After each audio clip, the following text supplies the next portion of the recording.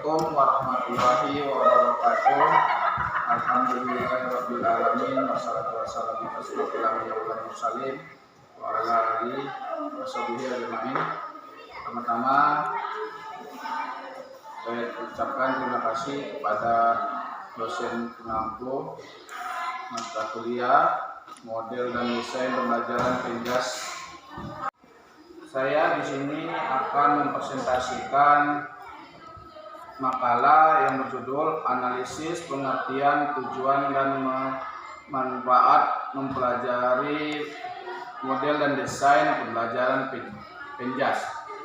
Latar belakang yang saya ambil dari makalah tersebut, keterampilan merancang pembelajaran merupakan salah satu kemampuan membentuk kompetensi pedagogik seorang pendidik, yaitu mampu merancang pembelajaran untuk mencapai tujuan pembelajaran dengan memperhatikan berbagai faktor yang mempengaruhi seperti karakteristik dan perkembangan peserta didik, karakteristik materi ajar, budaya belajar, dan sebagainya. Kemampuan seorang pendidik dalam merancang pembelajaran akan mempengaruhi pelaksanaan pembelajaran hasil belajar. Dalam hal ini, bagaimana guru merancang pembelajaran akan memainkan tindakannya dalam pembelajaran, atau sebaliknya, apa yang dilakukan guru dalam pembelajaran adalah cerminan dari rancangan pembelajaran tersebut. Dengan demikian, keberhasilan guru dalam merancang pembelajaran akan mencerminkan keberhasilan dalam melaksanakan pembelajaran.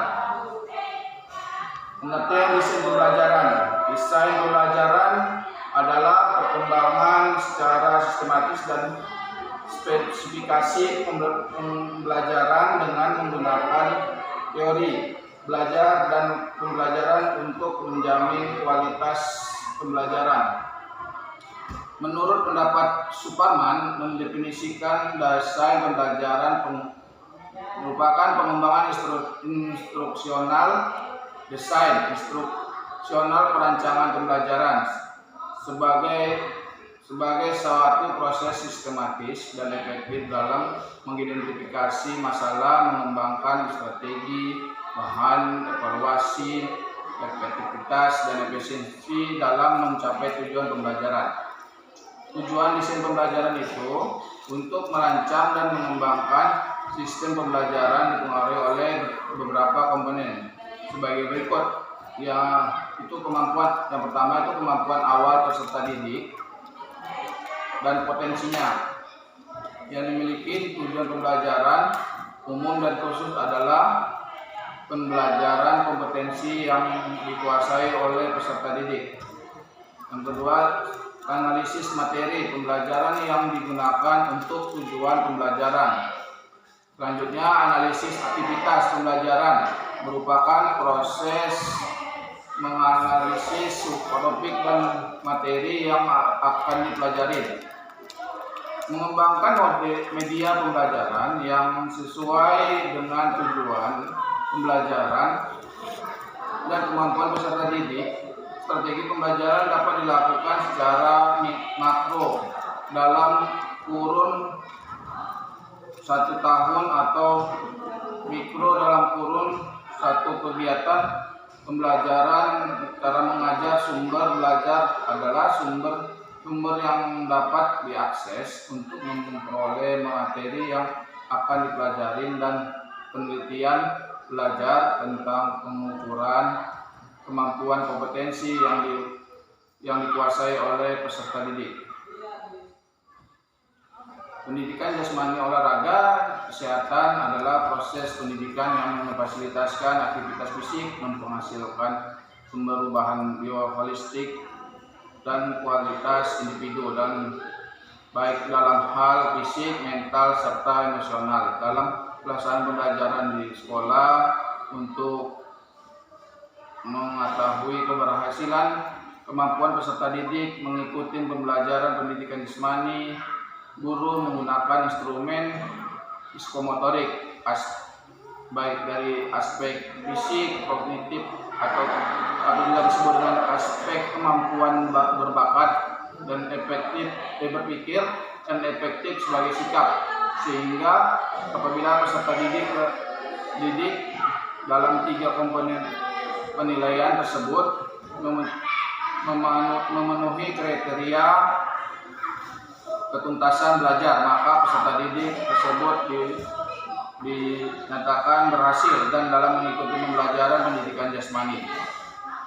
Adapun manfaat desain pembelajaran itu, fungsi desain pembelajaran menurut Mujiono itu terbagi dari beberapa bagian, yang itu yang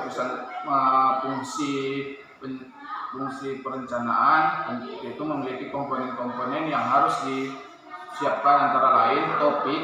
Yang pertama topik, bahan yang akan diajarkan. Yang kedua situasi pembelajaran, situasi pemulaan. Yang ketiga tujuan pembelajaran. Yang keempat itu evaluasi. Yang kelima materi atau bahan pelajaran. Yang keenam kegiatan belajar mengajar. Yang ketujuh itu media dan metode sumber.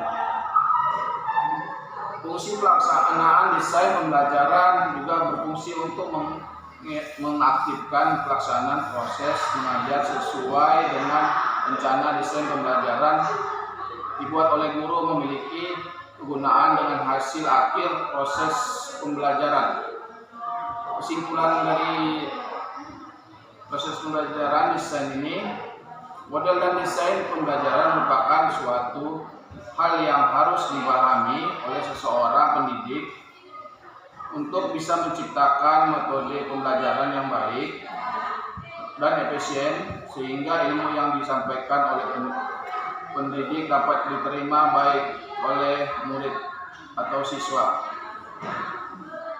Saran dari makalah ini, setiap tenaga pendidik harus bisa menciptakan model dan desain pembelajaran yang menarik sehingga menciptakan suasana pembelajaran yang baik dan efisien. Dengan desain dan model pembelajaran varian yang menarik diharapkan dapat membantu dan para guru, para murid dalam menerima pembelajaran yang diberikan oleh